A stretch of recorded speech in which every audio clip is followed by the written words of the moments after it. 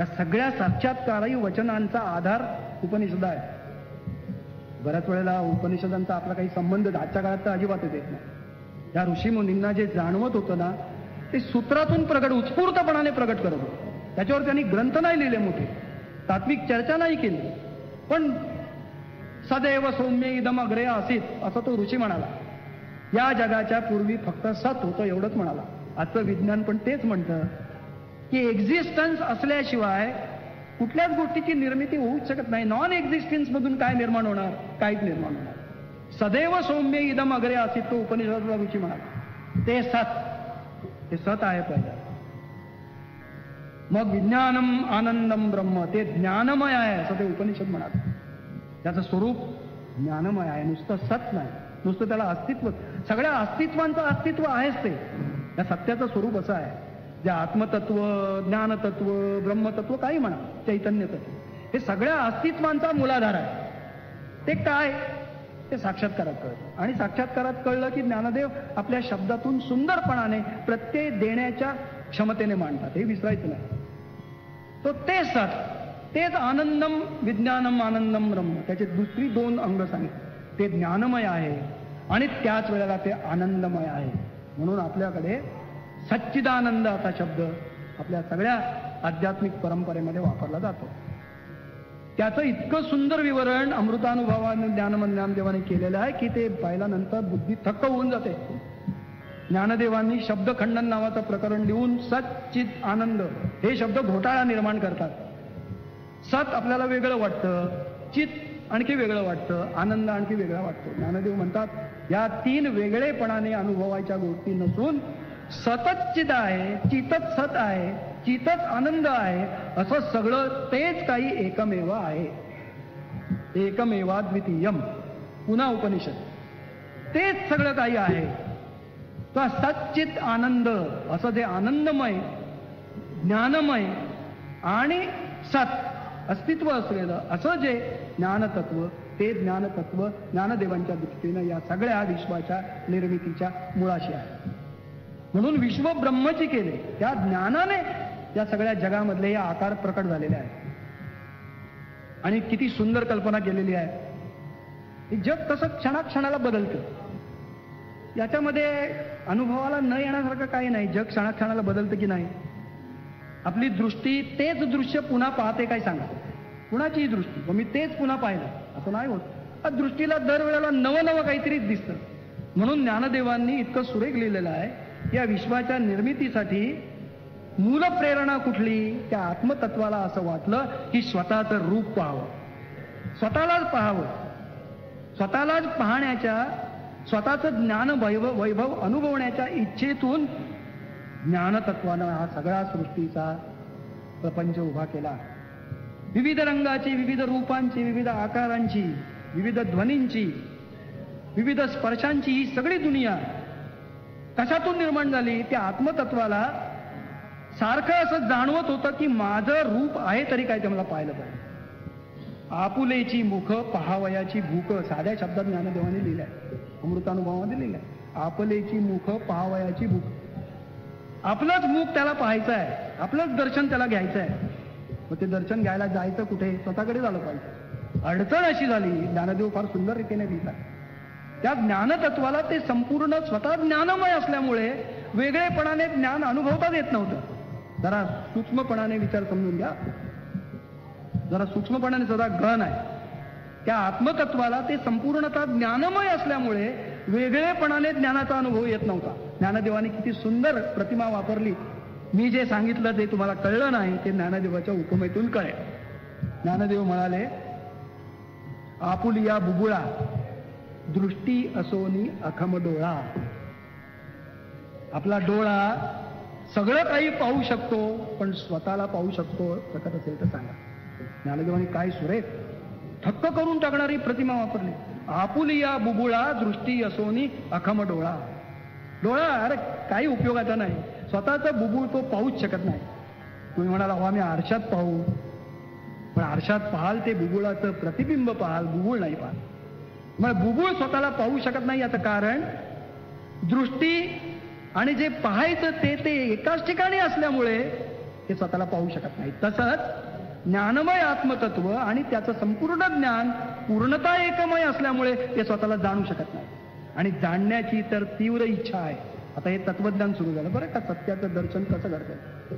जाणण्याची तर तीव्र इच्छा आहे की चढे द्रष्टुत्वाची या क्षोभा, ज्ञानदेवांचे शब्द आहे, त्याला पाहण्याची इतकी तीव्र इच्छा झालेली आहे की त्या इच्छेच्या पोटी असं घडलं, एवढेही साकडे. स्वतः ज्ञानमय असल्यामुळे बघता तरी येत नाही. हे संकट कसं नाहीसं झालं. एवढेही साकडे, आता शब्द वापरला. देवाला आपण साकडं घालतो, ते साकडे. एवढेही साकडे सारोनी एकीकडे. ते परमशक्तिमान असं आत्मतत्व आहे, त्याला एक कसलं संकट बाजूला सारलं. उघडली कवाडे प्रकाशाची, आणि स्वयंप्रकाशाची कवाड दारं मोकळी करून त्याच्यातून भराभर हा सृष्टीचा हा ज्ञानाचा पसारा लक्षात ठेवायचा. तर खुर्ची त्याच्यातून आली का, टेबल त्याच्यातून आलं का, असे प्रश्न मला विचारू नका.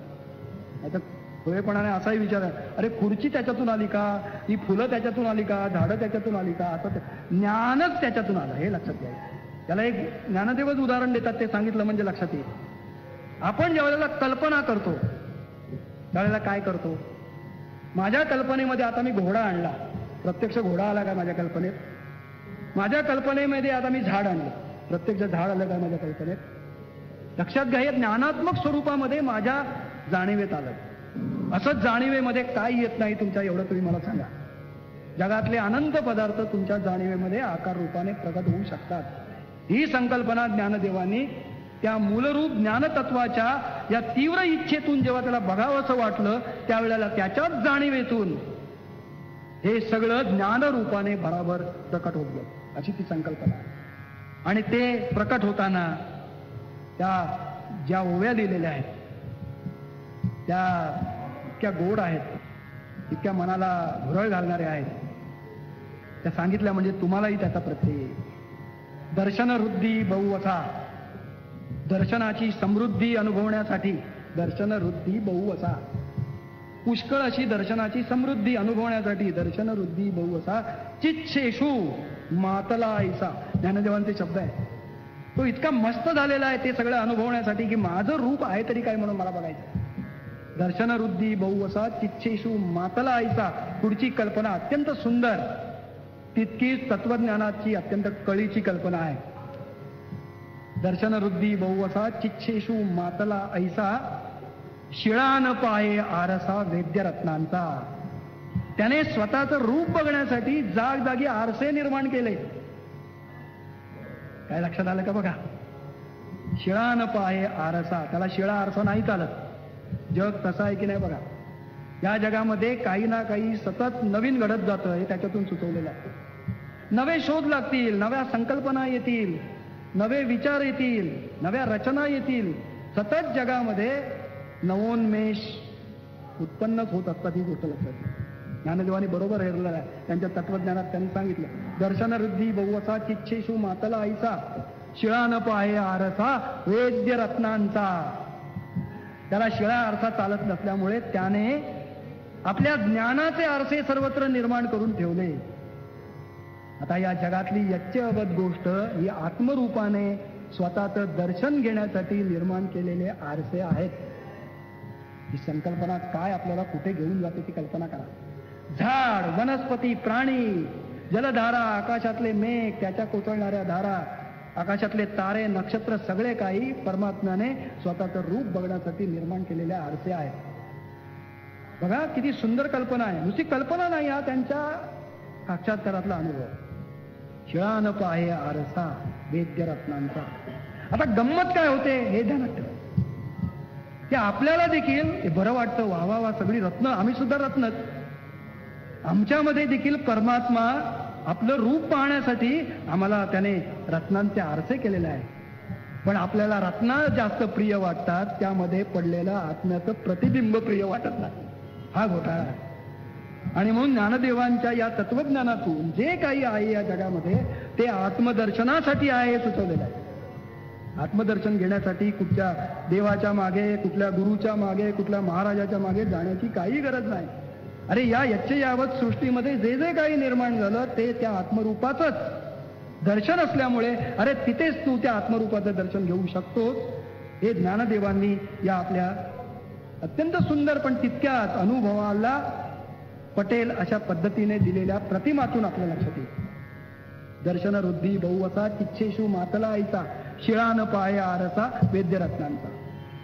मागिले क्षणेचे अंगे, एक क्षण गेला दुसरा क्षण गेला. ज्ञानदेवाने काय कल्पना वापरला? मागिले क्षणीचे अंगे. मागल्या क्षणीचं जे वस्त्र होतं नेसलेलं, मागिले क्षणीचे अंगे पारसे म्हणून या वेगे. ते आता शिळ झालं, वस्त्र सुद्धा शिळ झालं. मागल्या क्षणीचं दृष्टीने नेसलेलं ते वस्त्र आता शिळ झालं. मागिले क्षणीचे अंगे पारसे म्हणून या वेगे, दृष्टी सांडोनी निघे नवे या रूपा. दृष्टी ते दृश्य आता शिळ झालं, आता नाही पुन्हा बघायचं असं म्हणून नवं दृश्य पाहते की नाही बघा. हा नित्याचा अनुभव आहे. कुठलंही दृश्य आपल्याला पुन्हा तसंच दिसत नाही, नव्याने नवीन नवीन दृश्य आपल्याला दिसत असतात. हे व्यावहारिक पातळीवरती पाहिलं तरी तात्विक पातळीवरती पाहिलं तर अधिक सूक्ष्मपणाने तुमच्या लक्षात येईल. ही अनुभवाची समृद्धता आपल्या जीवनामध्ये एवढी आहे की नव्या नव्या अनुभवाने आपण समृद्ध होतो हे सांगितलेलं आहे. दृश्य म्हणजे खरोखरच दृश्य. हे दृश्य बदललं, सिनेमामधली जशी दृश्य बदलतात त्या अर्थानं दृश्य बदलतात असं नाही. अनुभवाची समृद्धी आपल्या जीवनामध्ये या विश्वात या परमात्म्याने एवढी निर्माण करून ठेवलेली आहे की त्यामध्ये तो स्वतःचं रूपच शोधतो आहे, रूपच पाहतो आहे. प्रतिक्षणी नित्य नवी, पुन्हा संपतच नाही, दर क्षणाला नवं. प्रतिक्षणी नित्य नवी, दृश्याची चोख मदवी ज्ञानेश्वरांचे शब्द आहे. एक चोख सुंदर अशा प्रकारचं वस्त्र, चोख मदवी, सुंदर अशा प्रकारचं वस्त्र, दृश्याची चोख मदवी, दिठी करून नेसवी उदार दे. अहो काय औदार्य आहे त्याचं. दृष्टीला तो शिळ पुन्हा काही पांघरायला देतच नाही, त्या दृष्टीला नवं काहीतरी दिसेल. अनुभव आहे की नाही बघा. विज्ञानात नवे शोध लागतात, कलेत नवं दर्शन घडतं, साहित्यात नवं निर्माण होतं. म्हणजे काय? हेच की ज्ञानतत्वाच्या मुळाशी जाण्याची ज्यांची शक्ती असेल त्यांना त्याच्यातून नवं नवं अशा प्रकारचं दर्शन घडत असतं. शास्त्रज्ञांना शोध लागतो. आईन्स्टाईनने E=mc², जगामध्ये प्रचंड उत्पात घडवणारा शोध लावला. कुठून आला? त्याच्या जाणीवेच्या मुळाशी त्याने बुडी मारल्यानंतर त्यानं तो कुठेतरी गवसलेला असला पाहिजे. ज्ञानदेवांचं तत्वज्ञान बरोबर सगळ्या प्रतिभावंतांना, सगळ्या विज्ञानवंतांना, सगळ्या शास्त्रज्ञांना, सगळ्यांनाच लागतं. कुणीही आपल्या त्या जाणीवेच्या मुळाशी जाऊन जर सूक्ष्मतेने त्याचं दर्शन घेतलं तर त्याला नवं नवं दर्शन घडू शकतं. हे या तत्वज्ञानातून सुचवलेलं आहे. बऱ्याच वेळेला या तत्वज्ञानाकडे आपलं लक्षच कधी जात नाही. अरे हा आपल्या नित्याचा अनुभव ज्ञानदेव सांगतायत. आणि म्हणून अशा या आत्मतत्वाचं वर्णन करायला माझ्याकडे शब्द नाहीत. ते या आत्मलीळे आन नाही कांटाळे. त्या आत्मलीळा ही आहे. आत्मलीळा असा शब्द वापरलाय. आत्म्याने स्वतःशीच केलेला हा खेळ. स्वतःलाच दर्शन घेण्यासाठी हे निर्माण कर ते निर्माण कर असं करत करत हा जो विलास चालवलेला आहे, अहो त्याला उपमा कुठली देणार? ये आत्मलीळे नाही आन कांटाळे, दुसरी उपमाच नाही. म्हणून ज्ञानदेवाने अशी एक उपमा निर्माण केली. ज्ञानदेवांचे वैशिष्ट्य आहे त्यांची प्रतिभा सुंदर दृश्य निर्माण करते. ते असं म्हणाले की हे सगळं एकाच वेळेला घडत आहे हे दाखवण्यासाठी या जगामध्ये उदाहरणच नाही हो. सगळं एकाच वेळेला घडत आहे. म्हणजे मूळ वस्तू पण आहे, मूळ वस्तूतून निर्माण झालेलं पण आहे. मग ज्ञानदेवांनी एक कल्पना केली, न फुटता बीज कणिका. कवी कल्पना आहे, एखादं बीज त्याची कणिका न फुटता, ती न फुटता बीज कणिका माझी विस्तारे वटू असिका.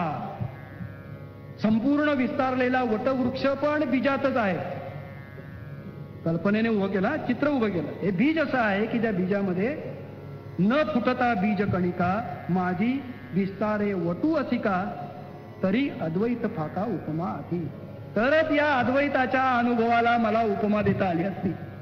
असं आहे का? असं बीज जर असतं की ज्या बीजामध्ये संपूर्ण विस्तारित झालेला वृक्ष, वटवृक्ष पण आहे, बीजही आहे, वटवृक्षही आहे, असं जर मला एखादं उदाहरण सापडलं असतं तरच मला या ज्ञानाच्या विलासाला काही उपमा देता आली आहे. ज्ञानदेव कुठून कुठे आपल्याला घेऊन जातात काही पत्ता लागणार नाही.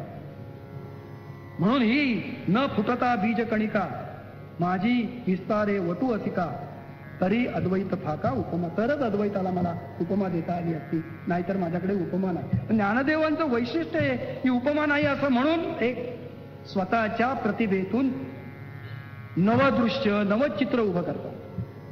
आता आत्मा आहे की नाही, ब्रह्मा आहे की नाही, चैतन्य तत्व आहे की नाही, प्रश्न पडतो आपल्याला. दाखवा. ज्ञानदेव दाखवतात. कसा दाखवतात तो बघा, गंमत आहे. कारण त्याची गंमत अशी आहे की आत्मा दाखवला ना की तो कमी दर्जाचा होतो हे आपल्या लक्षात येत नाही. कारण जी गोष्ट मला दाखवता येते ती माझ्यापेक्षा कमी दर्जाची असते, मी त्याच्याहून भिन्न असतो.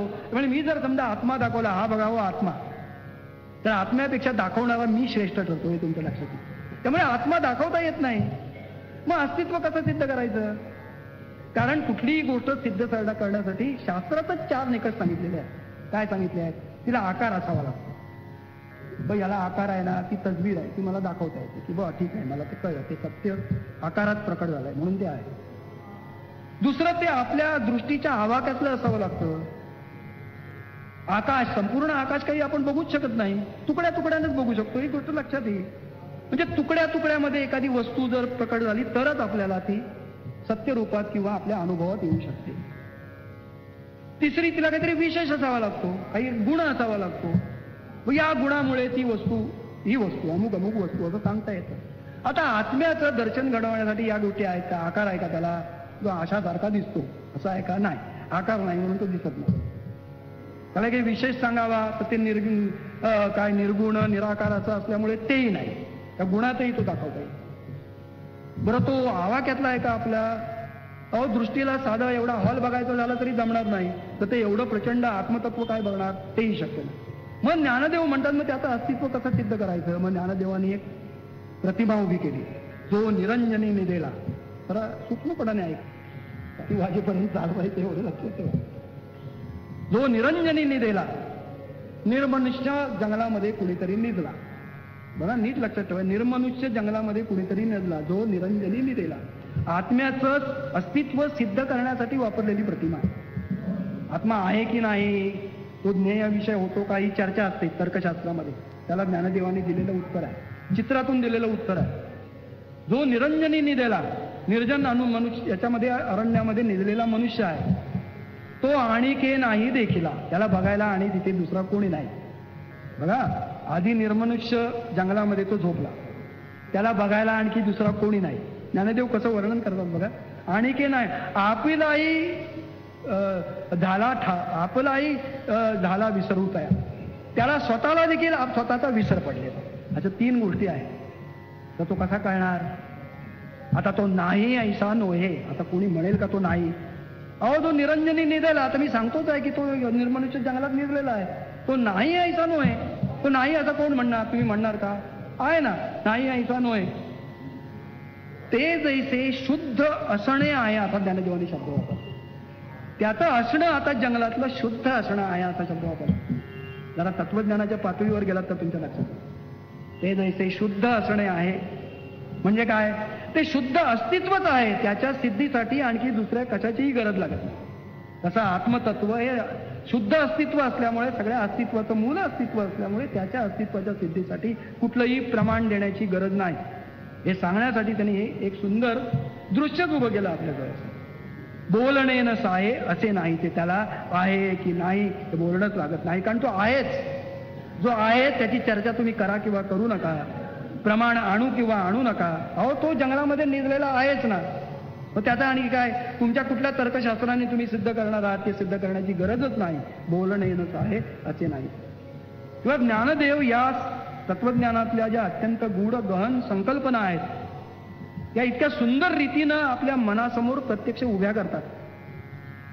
आणि त्या उभ्या झाल्या की मग आपल्याला कळतं, अरे हे तर्काला पकडायला अत्यंत कठीण होतं, पण ज्ञानदेवाने ते उत्तम रीतीने पकडलं. ती आपण नंतर सौंदर्याच्या संकल्पनेमध्ये बघणार आहोत. पण हे सौंदर्य ज्ञानदेवांच्या ओळी ओळीत कसं प्रगटतं, ज्या ओव्या मी तुम्हाला सांगितल्या त्याच्यातून दर्शन घडलं. विचारांचं सौंदर्य आहे, त्यामध्ये एकंदर दर्शनाचं सौंदर्य आहे, त्यामध्ये तत्वज्ञानाचं सौंदर्य आहे. सर्व प्रकारचं सौंदर्य एकत्रच मिसळलेलं आहे. आणि या पलीकडचंही सौंदर्य आहे. काव्याचं सौंदर्य आहे, प्रतिमांचं सौंदर्य आहे, संसारातल्या प्रसंगांचं सौंदर्य आहे, विविधता आहे ज्ञानदेवीमध्ये आणि अमृतानुभव. तर आपण काय सांगत होतो की साक्षात्कार ही एक सत्यशोधनाची भारतीय अध्यात्मातली महत्वाची अशी कळीची गोष्ट आहे.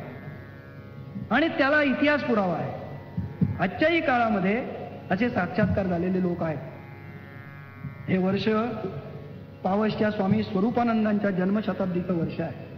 अलीकडच्या काळामध्ये आता साक्षात्कार कोणाला होतो का असा जर प्रश्न कोणाला पडला असेल तर असा साक्षात्कार झालेले हे संत पुरुष रत्नागिरीच्या पावसला अलीकडेच होऊन गेले, फार पूर्वी काळी नव्हे. ज्ञानेश्वरांचे प्रशिष्य आहेत ते. ज्ञानदेव अंतरप्रतीतीने ज्यांना उमजलेले आहेत असे संत आहेत आजच्या काळात. ही गोष्ट लक्षात घ्या. त्यांची जन्मशताब्दी आहे सध्या. कृष आहेत. पाहिल्यानंतर हा आध्यात्मिक असा सत्पुरुष असू शकेल विश्वास बसला नाही, परंतु त्याने 4 ग्रंथ लिहिलेले आहेत. ज्ञानदेवीचा अभंग रूपाने त्याने अनुवाद केलेला आहे. मुद्दाम हे सांगतो त्यांच्या जन्मशताब्दी वर्षाला. अमृतानुभवाचा पुन्हा आधुनिक भाषेमध्ये त्यांनी अनुवाद केलेला आहे. चांगदेव 65चा आधुनिक भाषेमध्ये त्यांनी अनुवाद केलेला आहे. आणि ज्ञानेश्वरीचा सांगितला, अमृतानुभवाचा सांगितला आणि चांगदेव 65चा सांगितला. तो ज्या पद्धतीनं त्यांनी केलेला आहे तो बघितल्यानंतर ज्ञानदेवांच्या त्या अनुभूतीचा स्पर्श त्यांना झालेला असलाच पाहिजे याविषयी शंका मनामध्ये शिल्लक होती. अशी विरळा माणसं आहेत आजच्या काळामध्ये. व एकंदर अध्यात्म परंपरेची ही धारा तुटलेली नाही, सलगपणाने ती पुढे चालू आहे.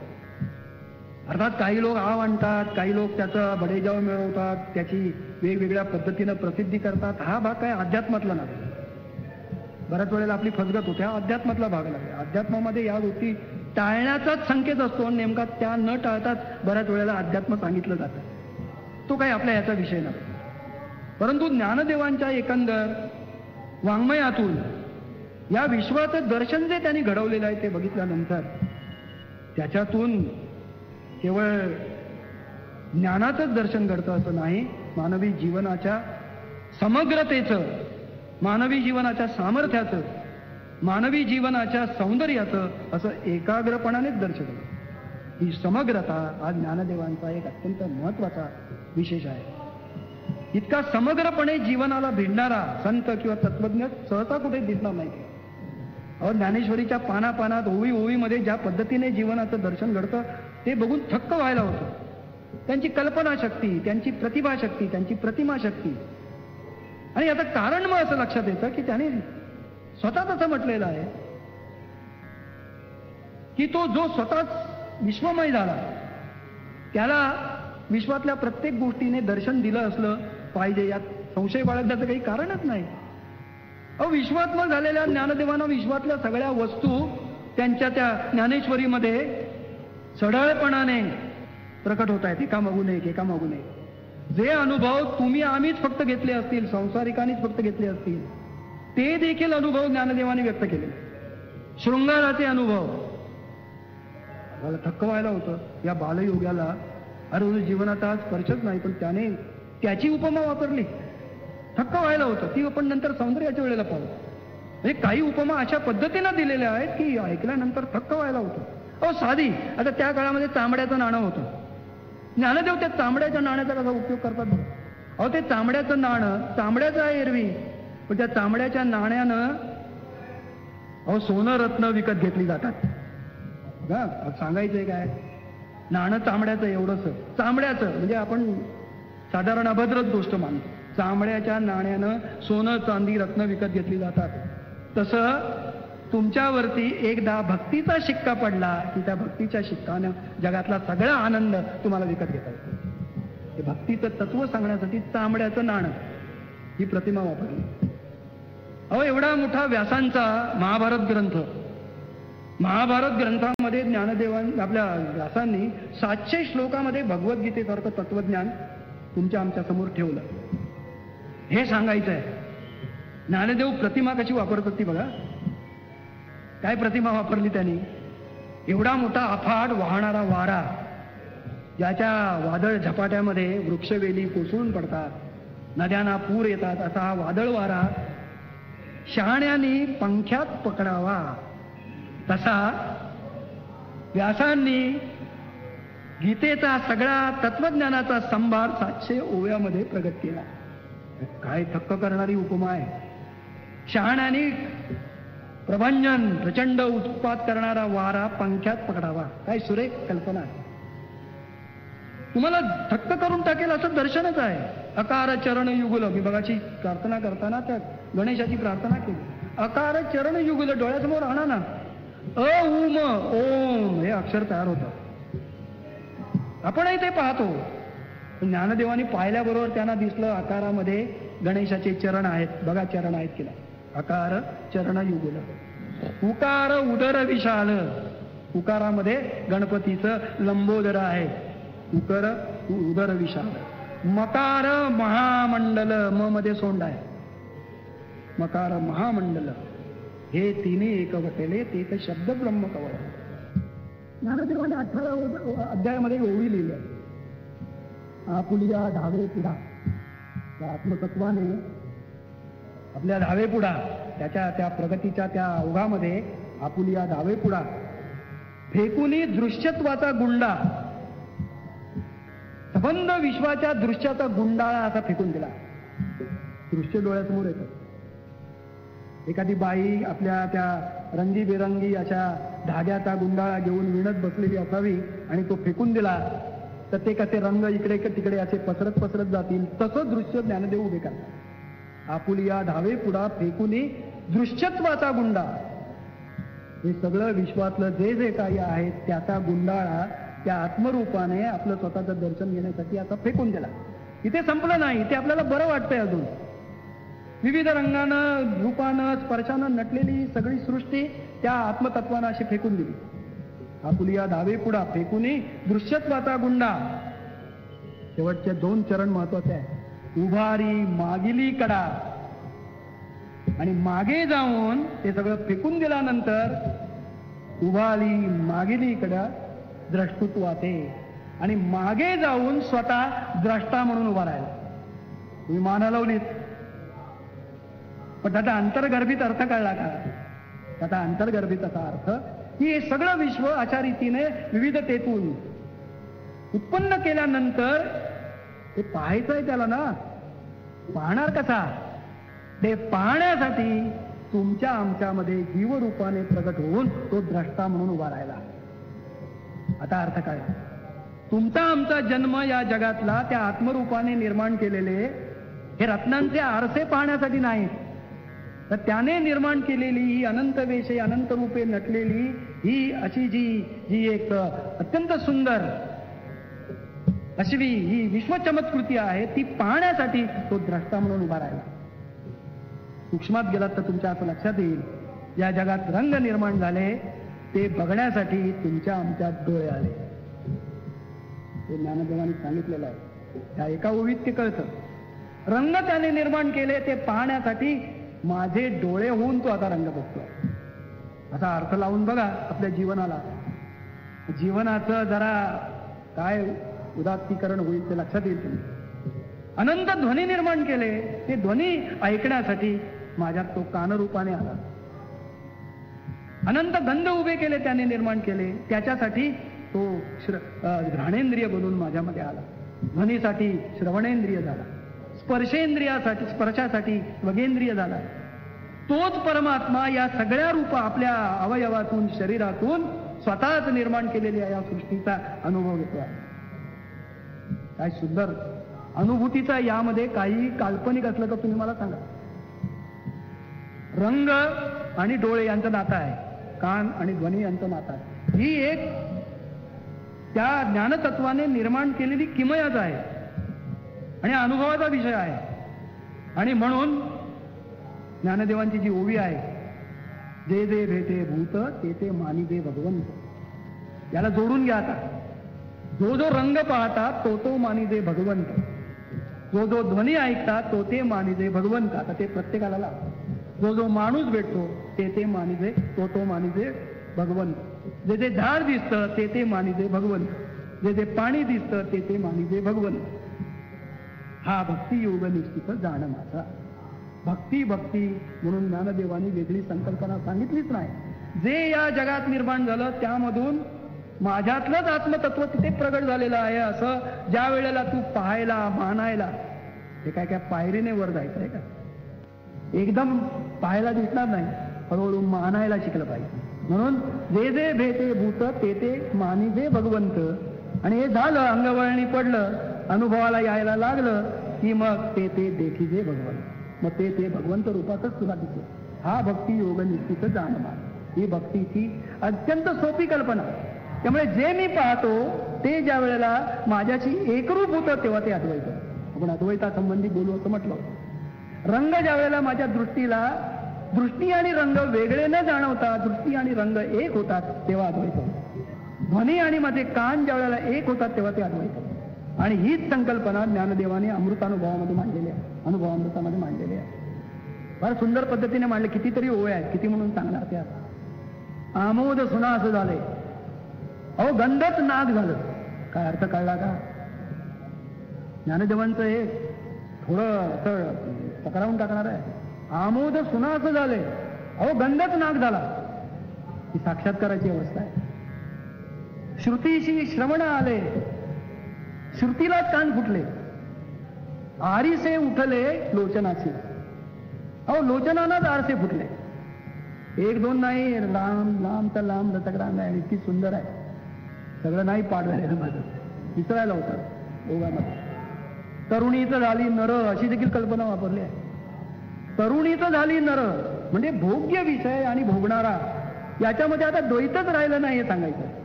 कानाने ऐकायचं असतं, मग ऐकण्यालाच जर कान फुटले तर, पाहण्यालाच जर आरसे फुटले तर, नाकच जर सुवासच नाक झालं तर. आणि हा अनुभव म्हणजे साक्षात्काराचा अनुभव आहे. आणि याचं सुंदर दर्शन ज्ञानदेवानी अनुभवामृतेमध्ये घडवले. हा अप्रतिम ग्रंथ आहे, कळायला थोडा अवघड आहे. तर्कशास्त्राच्या आधुनिक बुद्धिवादी ज्या तर्कशास्त्रात बोला असं सांगतात, त्यांनी तो ग्रंथ वाचून अर्थ समजून घ्यावा. काय तर्कशास्त्र म्हणतात. ज्ञानदेवांनी त्या तर्कातला पांगळा केलेला आहे त्या ग्रंथामध्ये. अशा पद्धतीने तर्कशास्त्र वापरलेलं आहे. शब्दाचं खंडन करताना, अज्ञानाचं खंडन करताना, कशाचं सगळं म्हणजे ज्ञानदेवांची ती ताकद आहे. पण खंडन मंडनाकडे ज्ञानदेवांची प्रवृत्ती नाही. त्या अनुभवाच्या समग्रतेनं तुम्हाला आपल्याकडे ओढणं हा त्यांचा स्वभाव आहे. त्यामुळे आपल्या बुद्धीचा प्रकर्ष दाखवावा, तर्काची गंमत दाखवावी यामध्ये ते शिरत नाही. त्यामुळे जालेनी जगे जे झाके, स्वच्छ भाषेत बोलतात. जालेनी जगे मी झाके, मग जगत वे कोण फाके. अहो या जग निर्मितीनंतर मी झाकला जातो असं का वाटतं तुम्हाला? हा शंकराचार्यांना टोला आहे, तुमच्या लक्षात येईल. मायावादाप्रमाणे ब्रह्मलोक पावतं. जगाच्या भ्रमामुळे ब्रह्मलोक पावतो असा तो मायावादाचा सिद्धांत आहे. मग झालेनी जगे मी झाके म्हणजे परमात्मा, ते आत्मतत्व झाकलं जातं. मग जगात वे कोण फाके. अहो मग जगातून कोणाचा प्रकाश पसरलेला आहे सांगा ना आम्हाला. मग जगत वे कोण फाके, किळेवरी माणके लोपिले काही. माणिक असतं ना रत्न, त्याची जी प्रभा असते त्या प्रभेने माणिक लोपतं काय? दिसेन असं होतं म्हणे त्या माणिकाने. असं होतं काय कधी? अहो उलट ते माणिक अधिक शोभून दिसतं. म्हणून जग परवते सारुनी, फार सुंदर ओवी आहे. संतावरती हा आक्षेप घेतला जातो. ते जगापासून पळा असं म्हणतात, निवृत्तीवाद शिकवतात, निराशा शिकवतात. मग ते ज्ञानदेव स्वच्छ शब्दात सांगतात, किळेवरी माणिके लोपिले काही, म्हणून जग परवते सारुनी पाहिजे माथे. जग बाजूला सारून मला पाहिलं पाहिजे असं जर कोण सांगत असेल, जग परवते सारुनी पाहिजे म्हणजे पाहणे. जग परवते सारुनी पाहिजे माथे, ऐसा नोहे आभवेची मी. सगळं काही मीच आहे. त्यामुळे जग बाजूला सारा, ईश्वर बघण्यासाठी अरण्यामध्ये जा, ईश्वर काय अनुभव घेण्यासाठी अमक करा, तमक करा, यज्ञ करा, साधना करा. या गोष्टी करण्याची काही गरज नाही. मी तुमच्या या यच्चयावत अनुभवामध्ये प्रगटच आहे. फक्त ती दृष्टी आणा. तुमचं मन, बुद्धी, प्रज्ञा ही सगळी त्या दृष्टीनं एकवटा, म्हणजे माझा प्रत्यय तुम्हाला येईलच. असं ज्ञानदेवाचं सरळ स्वच्छ सांगणं आहे. तेव्हा असा हा जो सत्यदर्शनाचा सोहळा ज्ञानदेवांचा त्यांच्या साक्षात्कारातून प्रकट झाला, तो आम्ही आपल्या दुबळ्या वाणीने सांगण्याचा प्रयत्न केला. मला माहित आहे ही दुबळी वाणी एवढ्यासाठी की तो अनुभव न घेता त्याच्यावरती बोलणं हा खरं म्हणजे उद्धटपणाच आहे. पण तो त्या आनंदापोटी मी करतो एवढं मी म्हणेन. अहो त्याच्यातून मिळणारा जो आनंद आहे ना तो अपूर्व आहे. ते मनामध्ये जे काही होतं ना ते सांगत असताना, ते अनुभवताना तोच आनंद खूप आहे. साक्षात्कार नाही झाला तरी ईश्वरा हरकत नाही, पण हा आनंद मला सतत मिळतो. आणि हा आनंद घेण्याची प्रवृत्ती आपल्याला व्हावी एवढ्याचसाठी ही सगळी धावपळ चाललेली आहे. आमच्या मित्रांची धावपळ आहे की गोपाळा तू बोल रे बाबा एकदा, तू सांग रे बाबा एकदा, तू बरं सांगतोस. जरा कौतुकाची पाठ ठोक देतात पाठीवरती, म्हणतात बरं बोलतोस, बोल. शाळेमध्ये बोलत होतात, आताही बोल. शांताराम म्हणाला आमचा. पण त्या याच्यामध्ये जो एक गोडवा आहे, जी आपुलकी आहे, ती ज्ञानदेवांच्या ओवीओमध्ये भरलेली आहे. बाळ बापाच्या ताटी रे घे. अहो माझी परिस्थिती तशीच आहे. तुम्ही एवढ्या सर्वज्ञाच्या समाजी खरं म्हणजे या विषयावरती बोलणं म्हणजे हा पोरकटपणाच आहे. बाळ बापाच्या ताटी रे घे आणि बापातेची जी ओऊ लागे. ज्ञानेश्वरांनी किती सुंदर घरची उपमा वापरली. बाळ बापाच्या ताटामध्ये शिरतं आणि बापालाच भरवायला लागतं. तसला प्रकार माझा चाललेला आहे. बाळ बापाच्या ताटी रे घे आणि बापातेची जी ओऊ लागे. तरी संतोषाचे नि मुखे, पुढचा भाग ज्ञानदेवाने दिल्यामुळे मन जरा आश्वास्त. तरी संतोषाचे नि मुखे तो मुख ओढवी. पण तो संतुष्ट होतो बाळाच्या प्रेमामुळे आणि बाळाला कष्ट होऊ नये म्हणून पुढे ओढावतो आणि त्याने दिलेला घात आपल्या पोटात घेतो. ही ज्ञानदेवांची कृपा. पाक फुटे पाखिरू नुडे तरी नभीतच फिरू.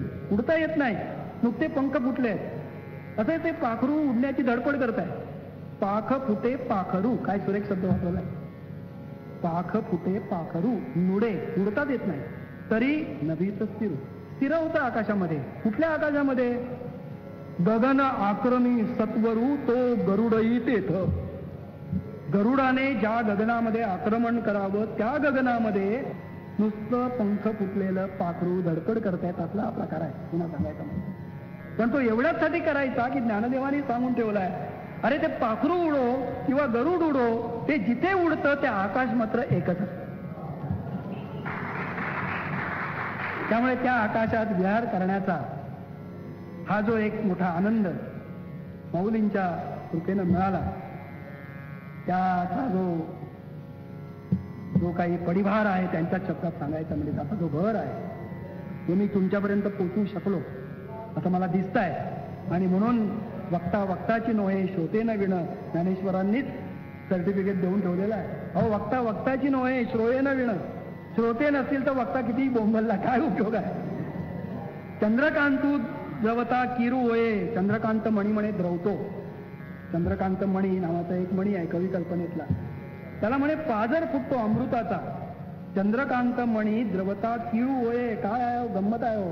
चंद्रकांत मणी किरू होये, द्रवता किरू होये, परी ते हातवटी चंद्रिकी आहे. अहो पण त्याचं सगळं कौशल्य कोणामध्ये आहे? चंद्रामध्ये आहे. परी ते हातवटी चंद्रिकी आहो. चंद्राच्या प्रकाशात गेला तर द्रवतो. तसा वक्ता वक्ताची नोहे श्रोते न गेला. तसा वक्ता तुमच्यासारख्या श्रोत्यांच्या समोर त्यांच्या प्रकाशात गेला, त्यांच्या चांदण्यात नाला तरच त्याच्यातून अशा प्रकारचं काहीतरी अमृत पाजरू शकतं. नाही तर ते शक्य नाही असं म्हणून ज्ञानदेवांनी सगळं श्रेय तुम्हाला दिलं, तेच तुम्हाला परत देतो. आणि आजच्या दिवसाचं माझं हे जे काही चावटीचं बोलणं ते मित्र हो, काल आपण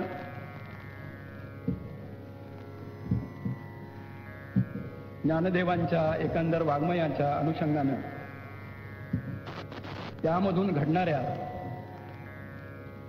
सत्याचं दर्शन घेण्याचा प्रयत्न केला.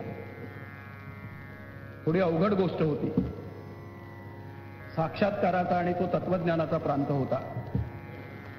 आणि साक्षात्काराच्या आणि तत्वज्ञानाच्या प्रांतामध्ये शिरणं हे सामान्य माणसाला अत्यंत अवघड असल्यामुळे मलाही ते अवघड होतं.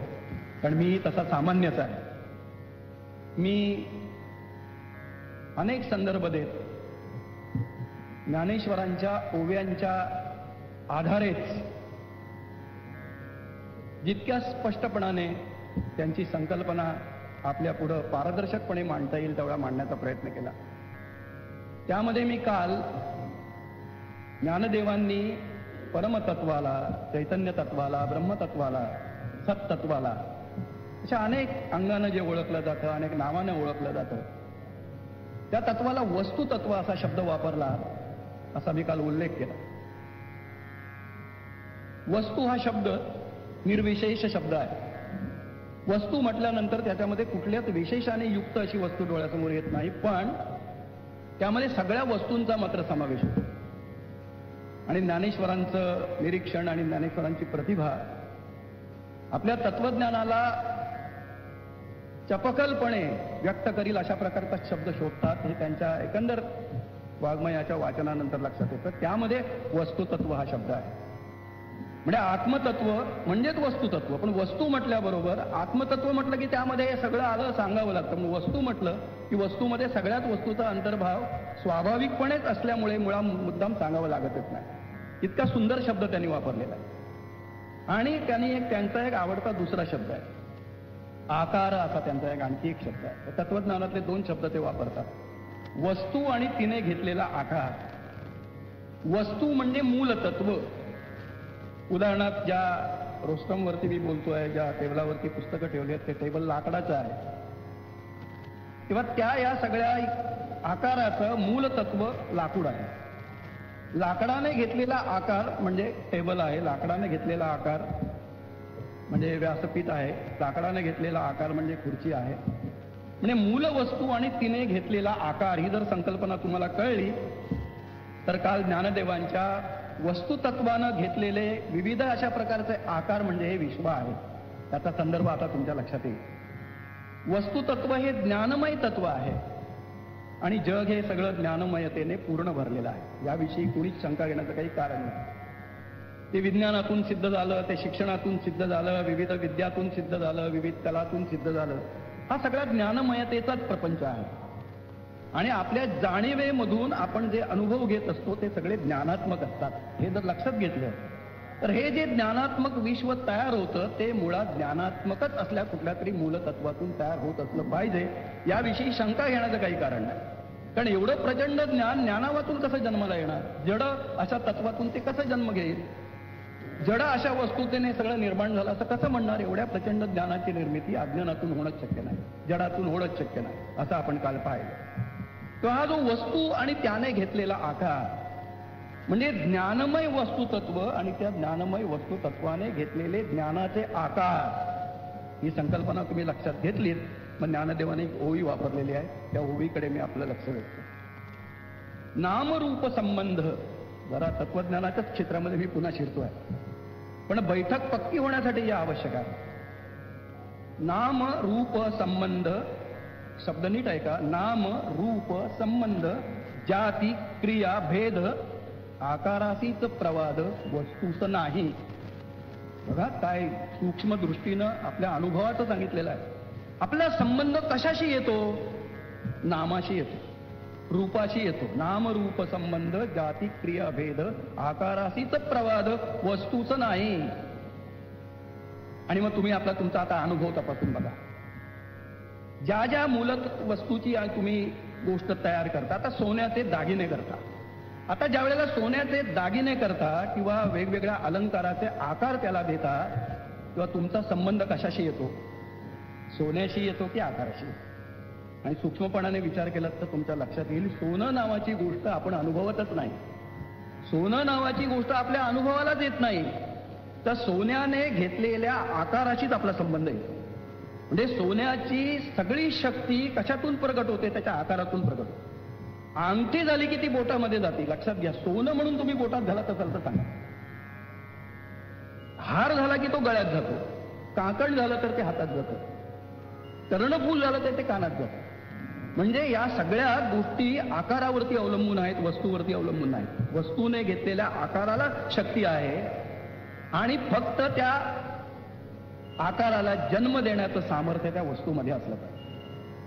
त्या अलंकाराच्या विविध आकारांना जन्म देण्याचं सामर्थ्य सुवर्णामध्ये आहे, म्हणून त्या सुवर्णाचे वेगवेगळे आकार करून आपण अलंकार त्याचे करतो. ही एकदा कल्पना तुम्हाला कळली तर ज्ञानमय वस्तुतत्वाने घेतलेले विविध ज्ञानाकार म्हणजे हे सगळं विश्व आहे, ही संकल्पना आता तुम्हाला कळेल. आणि जसं अंगठीला बोटात जाण्याचं सामर्थ्य तिच्या आकारामुळे आलं, सोन्यामुळे नाही आलेलं. लक्षात घ्या, हाराला गळ्यामध्ये जाण्याचं सामर्थ्य त्याच्या आकारामुळे आलं, सोन्यामुळे नाही. काकणाला हातामध्ये जाण्याचं सामर्थ्य त्याच्या आकारामुळे आलं, सोन्यामुळे नाही. तर मूल वस्तुतत्व आत्मतत्व जे आहे ते अशा विविध आकारांना, त्या आकाराला स्वतःची शक्ती देतं. आणि म्हणून जगातली सगळी माणसं, सगळ्या वस्तू, सगळ्याच गोष्टी, म्हणजे ह्या विश्वामध्ये असलेली प्रत्येक वस्तू म्हणजे त्या आत्मतत्वाने घेतलेला आकार आहे. आता ते स्पष्ट झालं. आता त्याच्यामध्ये सोनं पण आलं. सोनं देखील त्या आत्मतत्वाने घेतलेला आकार आहे. आणि मग त्या आत्मतत्वाने घेतलेल्या आकाराला, सोन्याला म्हणून स्वतःची काही शक्ती आहे. आता हा वेगळा झाला विषय. आत्मतत्वाने घेतलेला एक आकार म्हणजे सोनं, आत्मतत्वाने घेतलेला एक आकार म्हणजे लोखंड, आत्मतत्वाने घेतलेला एक आकार म्हणजे लाकूड. हे एकदा लक्षात आलं की मग त्या लाकडाच्या ठराविकच गोष्टी होतात, सोन्याच्या ठराविकच गोष्टी होतात. याचं कारण त्या आकाराला, त्या आत्मतत्वाने काही विशिष्ट अशा प्रकारची शक्ती मूलतःच देऊन टाकलेली आहे. आता हे आपल्या जीवनाला लावलं की आपल्या लक्षात येतं की प्रत्येक मनुष्य मात्राला, प्रत्येक प्राणी मात्राला, प्रत्येक भूत मात्राला या परमात्म तत्वातून मिळालेल्या आकारामुळे शक्ती प्राप्त होते. लोखंडाच्याच सगळ्या वस्तू असतात. तलवार लोखंडाची असते, सुई पण लोखंडाचीच असते, फावडं पण लोखंडातच असतं, खोरं पण लोखंडातच असतं. आता तुमच्या लक्षात येईल, पण त्याची कार्य करण्याची शक्ती लोखंडामुळे नसून त्याच्या आकारामुळे आहे. सुई असल्यामुळे शिवता येतं, लोखंडामुळे कोणी काही शिवत नाही. तलवारचा आकार आला की मग कापाकापी सुरू होते, नाहीतर लोखंडामुळे काही कापाकापी होत नाही. तेव्हा वस्तू आणि तिने घेतलेला आकार, या संकल्पना ज्ञानदेवांनी शिव आणि या शक्ती रूपामध्ये बघितलेल्या. आणि या इतक्या अभिन्न असतात की ती एकमेकापासून भिन्न करता येत नाही. म्हणून अमृतानुभवामध्ये किंवा अनुभवामृतामध्ये ज्ञानदेवांनी पहिल्या प्रकरणामध्ये शिवशक्तीला एकत्रपणे नमस्कार केलेला आहे.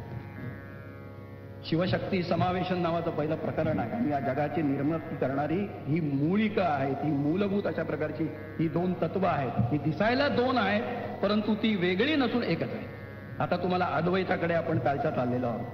ती दिसायला वरवर दोन दिसतात, वस्तू आणि तिने घेतलेला आकार हे दिसायला वेगळे दिसतात. आता उदाहरणार्थ, सोन्याने घेतलेला कुठलाही आकार सोन्यापेक्षा वेगळा वाटतो, पण सोनं आणि सोन्याचा आकार भिन्न असला तर सांगा.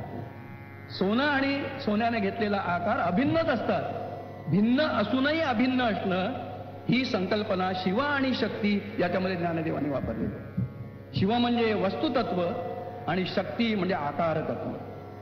आणि या दोन्हीच्या एकत्रित येण्याशिवाय जगाची निर्मिती होऊ शकत नाही, असं म्हणून शिवशक्तीचं समावेशन ज्ञानदेवांनी अमृतानुभवाच्या पहिल्या प्रकरणामध्ये घेतलेलं आहे. जाऊ दे, तेवढ्या खोलामध्ये आपण शिरूया नको, परंतु ही संकल्पना एकदा स्पष्ट झाली. मग काल आपण जग असं की वस्तू प्रभा, जग हा वस्तूचा प्रकाश आहे, म्हणजे वस्तुतत्वाचा, आत्मतत्वाचा प्रकाश आहे. वस्तुसीत पावे शोभा, त्याच्यामुळे वस्तूचीच शोभा वाढते. आणि जात असे लाभा वस्तुसीत, आणि त्याचा लाभ देखील त्या वस्तूलाच मिळतो, आत्मतत्वालाच मिळतो. म्हणजे आत्मतत्व ही सगळी क्रिया स्वतःच्या विलासासाठी करते, असं आपण काल पाहिलं. हे सगळं स्वतःच्या आनंदासाठी करतं. या आत्मतत्व, ज्ञानरूप आत्मतत्व स्वतःला बघण्यासाठी, स्वतःचं ज्ञानवैभव अनुभवण्यासाठी हा सगळा विश्वाचा पसारा कशा पद्धतीनं फुलवतं ते काल आपण वेगवेगळ्या उदाहरणातून पाहिलं. ते उदाहरणं मी आज पुन्हा सांगत बसत नाही. काल आपण अनेक उदाहरणातून ते पाहिलेलं आहे की पाणी, जसं पाणी कल्लोळाचे निमिषे तरंगाचं निमित्त करून पाणी स्वतःवरतीच सौंदर्याचा साथ चढवतं, असं त्याने उदाहरण दिलं. पाणी आणि तरंग वेगळे झाले असे वाटतात, पण वेगळे नसतात. तरंग मी वेगळा काढून पाहतो असं म्हटलं तर तुम्हाला पाहता येणार नाही. तर तरंग हा पाण्याने घेतलेला आकार आहे आणि त्या आकाराने त्या पाण्याची शोभा वाढलेली आहे. तसं या जगामधल्या यच्च यावत भूतमात्रांची निर्मिती वस्तुतत्वाने स्वतःचं सौंदर्य वृद्धिंगत करण्यासाठी, स्वतःचं दर्शन घेण्यासाठी निर्माण केलेलं आहे. हे जे आत्मदर्शन आहे, ते आत्मदर्शन याच्यातून ज्ञानदेवांनी आपल्यापर्यंत पोहोचवलेला आहे. सगळा विश्वाचा हा व्यवहार शेवटी त्या परमात्म तत्वानं स्वतःच्या अनुभवासाठी, स्वतःच्या आत्मदर्शनासाठी केलेला असल्यामुळे आपल्या भक्तीला, आपल्या तत्वज्ञानाला, आपल्या अध्यात्माला आत्मदर्शन असा संदर्भ नेहमी दिला जातो. हे सगळं आत्मदर्शनासाठी आहे. मला प्रत्येक वस्तूमध्ये आत्म्याचं दर्शन घडलं पाहिजे. मग ते स्वतः सकट आलं अर्थातच. मग माझ्यामध्ये असलेल्या आत्म्याचं देखील मला दर्शन घडलं पाहिजे. आणि तुमच्यामध्ये, वस्तुमात्रामध्ये, प्राणीमात्रामध्ये, वनस्पती सृष्टीमध्ये जिथे जिथे म्हणून ते प्रकट झालेलं आहे त्यामध्ये देखील मला त्या आत्मतत्वाचं दर्शन देता आलं पाहिजे. आता तत्वज्ञान स्पष्ट झालं, अध्यात्माचा अर्थही स्पष्ट झाला. म्हणजे जे जे भेटे भूत ते ते मानी जे भगवंत, हा भक्ती योग निश्चित जाण माझा, अशी काल आपण गोवी पाहिली. भूत या शब्दामध्ये केवळ सजीव प्राणी नाहीत.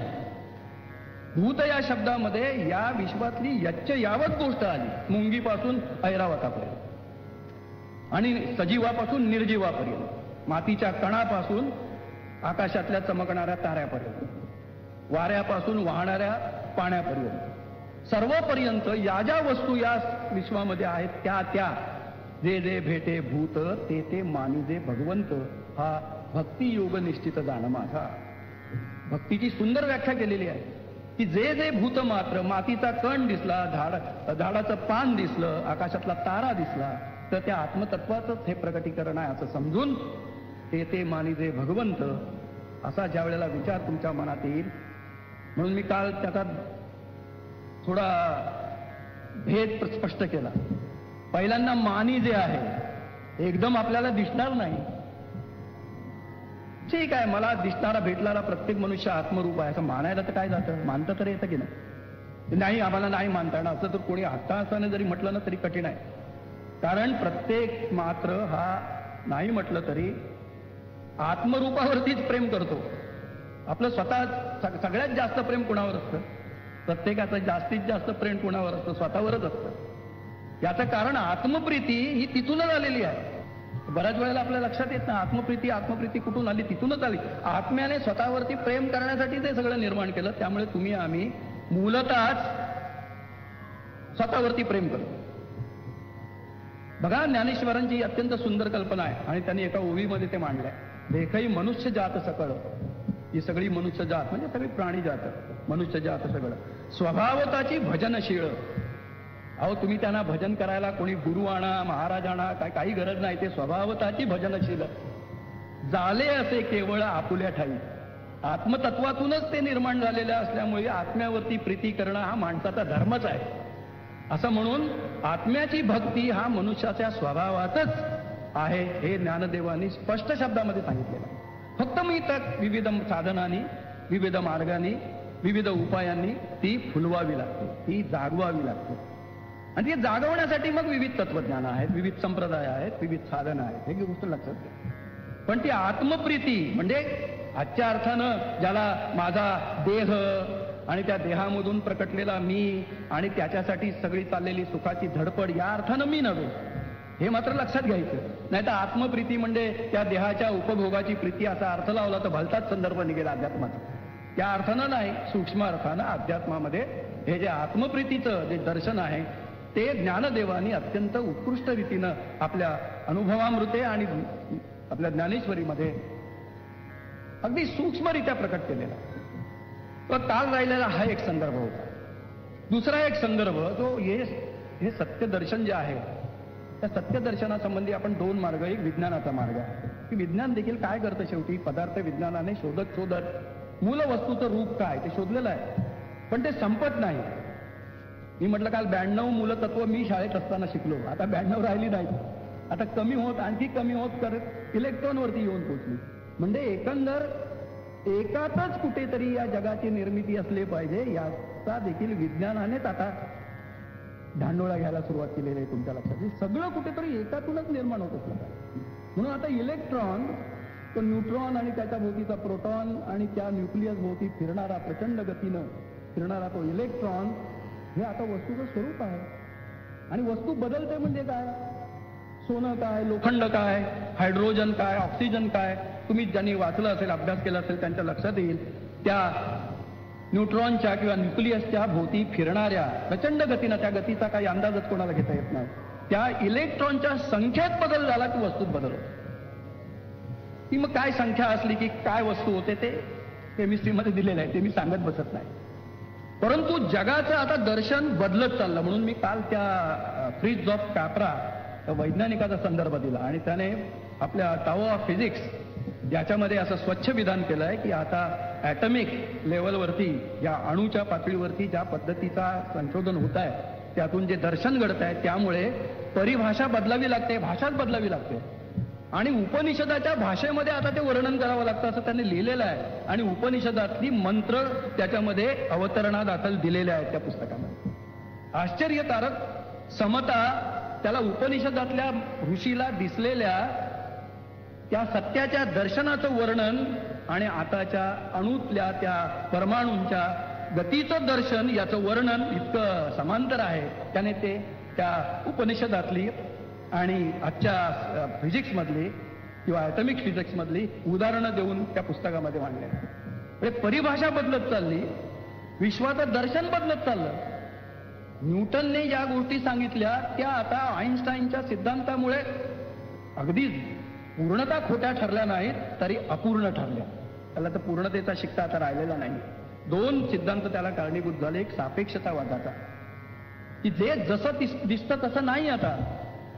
म्हणजे जे वस्तू म्हणून आपण ज्याला जडद्रव्य मानत होतो ते आता जडद्रव्य राहिलं नाही, ते शक्तीने भरलेलं आहे.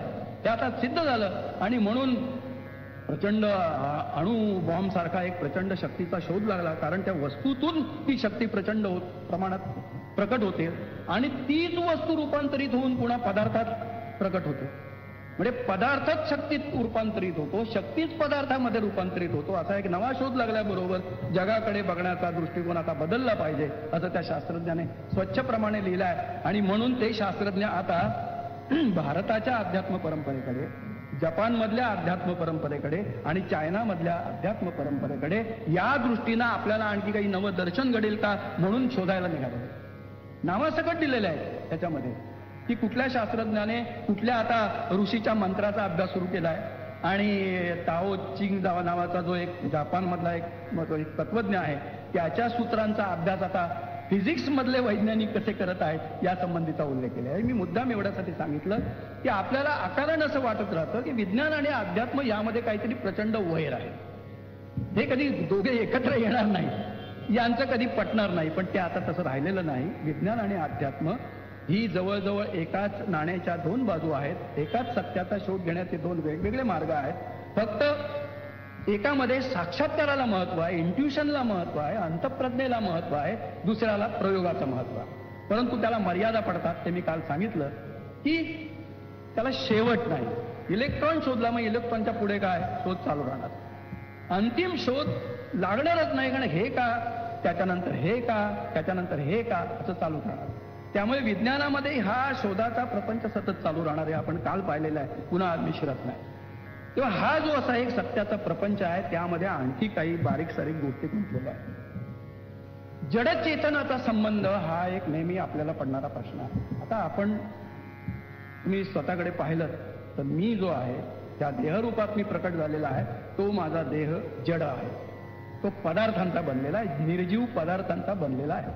मी किती हालचाल केली आणि कितीही काही केलं तरी माझ्या शरीराचं विच्छेदन केलं तर काय निघणार, त्या केमिस्ट्री मधली एलिमेंट्स निघणार, आणखी काही निघणार नाही. हाड कशाचं, कॅल्शियमचं, रक्त कशाचं, अमक्याचं, हे सगळं तुमच्या लक्षात येईल. ते त्या केमिस्ट्रीच्या भाषेमध्ये सांगावं लागणार. ते जडद्रव्य आहे.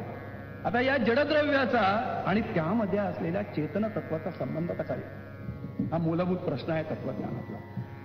आणि ज्ञानदेवानी ज्या पद्धतीने तो आपल्या पुढे मांडला तो पाहिल्यानंतर थक्क व्हायला होतं. ज्ञानदेवांची एक ओवी आहे, ज्ञान मोटके ज्ञातेया दावीना जव धनंजया स्वीकार की त्यजावया प्रकटेची. तो कुठलीही गोष्ट आपण पाहिली, ज्ञान मोटके ज्ञातेया, मी ज्ञाता आहे, तुम्ही सगळे ज्ञाते आहात. ज्ञाते म्हणजे सगळा अनुभव घेणारे, पाहणारे, समजून घेणारे. त्या ज्ञात्याने एखादी गोष्ट पाहिली रे पाहिली की काय प्रवृत्ती होते, एक स्वीकारण्याची तरी प्रवृत्ती होते किंवा ती त्यागण्याची तरी प्रवृत्ती होते. ते टाकून द्यावं, तिच्यापासून दूर जावं अशी प्रवृत्ती होते. ज्ञानदेवांना याच्यातून काय सुचवायचं आहे, जरा सूक्ष्म विचार आहे, डोक्याला ताप देणारा विचार आहे, याची मला कल्पना आहे. त्यात तसं काव्य वगैरे काही नाहीये. परंतु ज्ञानदेवांनी उदाहरणं अशी दिली आणि त्यामध्ये सौंदर्य आलं. ज्ञानदेवांच्या गंभीर विचाराला सौंदर्य कसं चिकटलेलं असतं याची काल मी अनेक उदाहरणं दिली. आता पुन्हा आज ते सांगतो.